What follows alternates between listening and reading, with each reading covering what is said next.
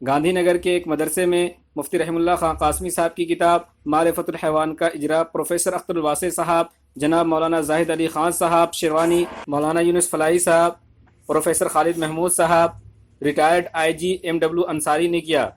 اس کتاب میں رحم اللہ خان صاحب قاسمی نے ان جانوروں کے بارے میں تفصیل سے ذکر کیا ہے جو جانور اپنی ماں کا دودھ پی کر بڑے ہوتے ہیں۔ اس کتاب میں نہ صرف جانوروں بلکہ ان پرندوں کے بارے میں بھی لکھا ہے جو اپنی ماں کا دودھ پیتے ہیں۔ رحیم اللہ صاحب کو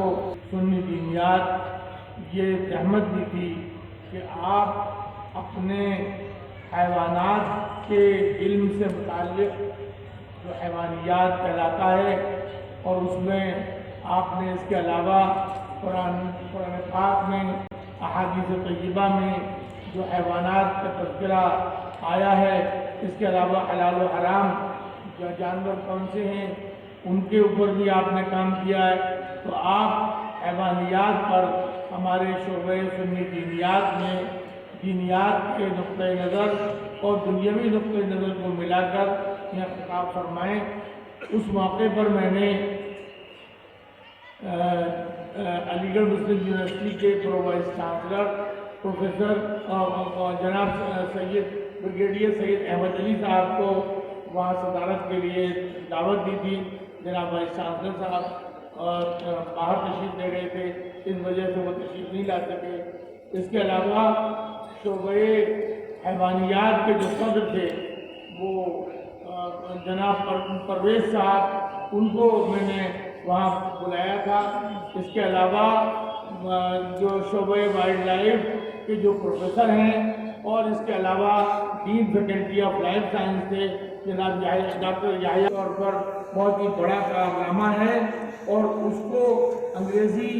عربی اور اردو تمام زبانوں کے اندر مطالعہ کرنے کے ساتھ ساتھ ان کی مقررہ جو اصطلاحات معرفت اللہ تبارک و تعالیٰ، ان کے جو پیش نظر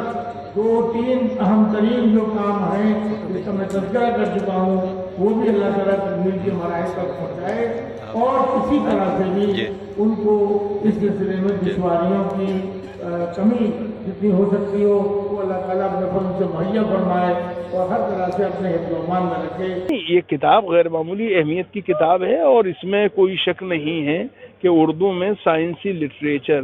مفقود ہوتا جا رہا ہے۔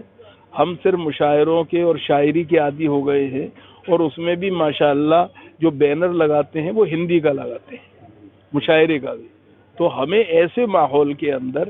ایسی کتاب کو لکھے جانا، اتنی خوبصورت انداز سے شائع کرنا اور دیدہ زیب ہونا، ہر چیز جو ہے وہ غیر معمولی ہے۔ اس کے لیے میں مفتی رحیم اللہ قاسمی صاحب کو مبارکباد دیتا ہوں۔